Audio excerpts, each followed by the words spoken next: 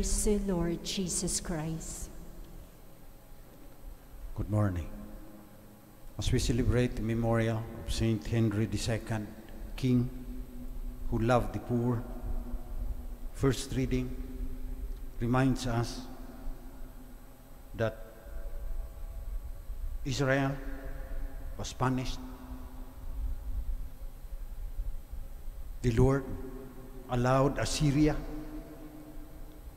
to trample, to seize, plunder, carry off loot, and tread him down like the mud of the streets. Ano sabi ni Amos? Kasi inaapi nila yung mga widows and orphans, yung mga childlike. The responsorial psalm, minsan hindi na natin napapansin yan, sa response na lang tayo. Sabi sa responsorial psalm, widow and stranger they slay, the fatherless they murder. And in the gospel, the Lord reminds us that the will of the Father and the Father himself is only revealed, it's hidden from the wise and the learned, and revealed only to the childlike. So, Bible, scriptures, is partial to the poor, especially to children and widows and orphans. As we remember the wars in Israel that devastated widows and orphans and the fatherless, let us pray today for the widows and orphans in Ukraine. Also Russia, because 35,000 Russian soldiers have been killed just because Putin wants to incorporate Ukraine into the Russian Empire. That's still in his mind.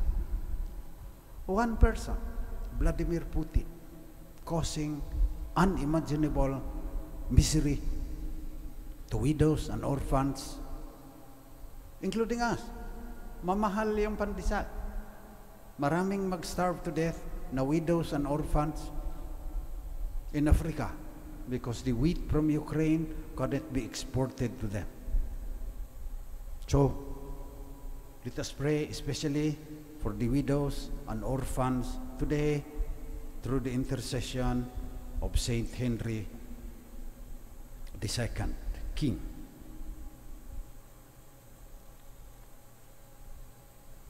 The responsorial psalm, minsan hindi na natin napapansin yan. Pati yung prayers of the faithful. Yung prayers ngayon, tamang-tama din doon sa first reading, responsorial psalm, sinabi ng Panginoon na the little ones, the childlike.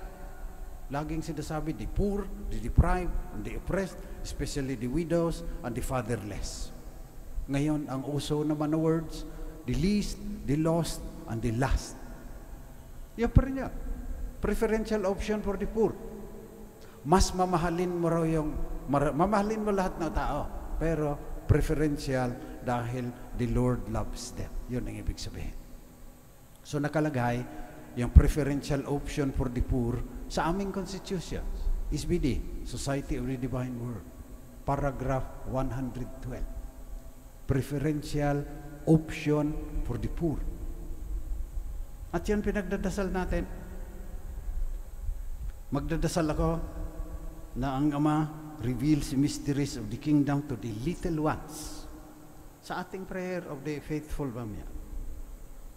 Ang unang kahilingan, that the church may give preferential option for the poor. I think we are not doing much. Paminsan-minsan, may mga feeding tayo, puro ayuda. We only prolong the dependency syndrome sometimes. Second, request, petition, that government leaders may listen to the needs and cries of the humblest citizens. We're praying for the poor again. The last, the lost, the least. Third petition, that children may get to know God by our teachings and examples.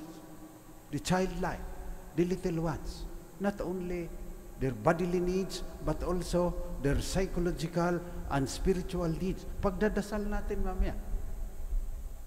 Fourth petition, that the sick may find comfort and healing in the care and concern of those who nurse them. Kasama sa poor, yung mahina ang health. Minsan, poor nga para sa akin yung mga milyonaryo na lonely, na mamatay walang nakikiramay.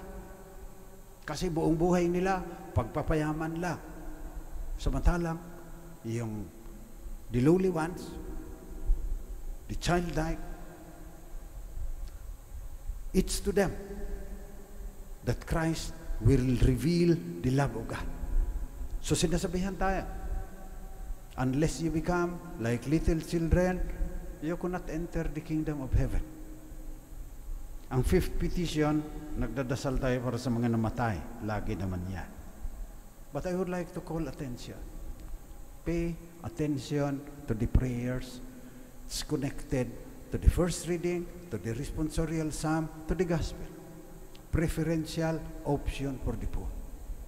So let us pray through the intercession of Saint Henry that we will be able to craft strategies so that the poor can liberate themselves. Lagi na lang, mga lumang damit, mga kalawangin na lata ng sardinas, pinibigay natin sa kanila. We empower them. That's what the church would like to do for the poor. Siyempre, may feeding ka dahil nagugutom pa yan eh. Paano ang long term niya? Hindi mo naman mapapakain ng panghabang buhay yan. Magiging dependent din sa iyo yan. Labag din sa dignity nila yan. So yan ang ating pagdasal ngayon. Napakaraming mahirap. Global poverty. In the Philippines, only 400 families control 70% of the wealth. That's not the will of God. At kung kanila na lahat yon, wala nang pag-asa yung marami. Hindi na makakaalpas sa kahirapan niya. So kailangan may social justice in order to really help the poor. Pagdasal natin yan. Kasi siyempre, may mga baril, may mga security guards, kanila yung army at saka mga pulis, mahirapan tayo. I am not advocating the communist ideology, NPA. Luma na yan. Yung communist ideology, luma na yan. Hindi na uubra ngayon yan. Para sa amin, magbibigay lang ako ng example, ginagawa namin. The keyboard is mightier than the sword. Educational technology, digital. Tinuturuan namin yung mga mahirap. Marami na kaming napalaya. Sa Smoky Mountain, Tondo, ngayon, Calabarzon na siguro, at buong Kamay Nilaan, as many as possible. Turuan mag-keyboard, because the keyboard is mightier than the sword. Luma na yung makipagbarilan ka. Magdadala lang yan na mas maraming baril at mas malaking baril kaysa iyo. Hindi magandang strategy ang sa NPA. Mas maganda yung strategy ni Kristo. Empower them. Teach them the right values, the values of the kingdom, then give them the skills and competencies, then they can be liberated from their poverty. Kaya ipagdasal din natin yung ALS program ng Arnold Janssen Mission Foundation. Yan ang kanilang ginagawa. Education for dropouts. Yung preferential option for the poor. Meron kaming 2 malalaking university, meron kaming 9 colleges, may mga high school, pero nag-usap yung mga SBD sa Central Province, sabi, kung preferential option for the poor tayo, bigyang pansin natin yung dropouts. 10 million, 15 to 29 years old in the Philippines have not finished high school. Yan ang aming preferential option for the poor. Si Father Plabe, ang option for the poor, yung widows and orphans noong natukha. Nanganganib ang buhay niya. Preferential option for the poor yan. Sa shrine, nagsisimula na, gagamit ng technology, makipag-partner sa mga farmers, dadalhin sa mga maralita para mas mura yung bilihin dahil Nabili na ng mga inchik ata yung mga tindahan, yung mga markets, yung divisoria kanila na. So grabe ang pangangailangan ng dasal. Kung totohanin natin yung sabi ng Panginoon na preferential option for the poor. To the childlike, to the little ones, to the poor, deprived and oppressed, to the lost, the least, and the last.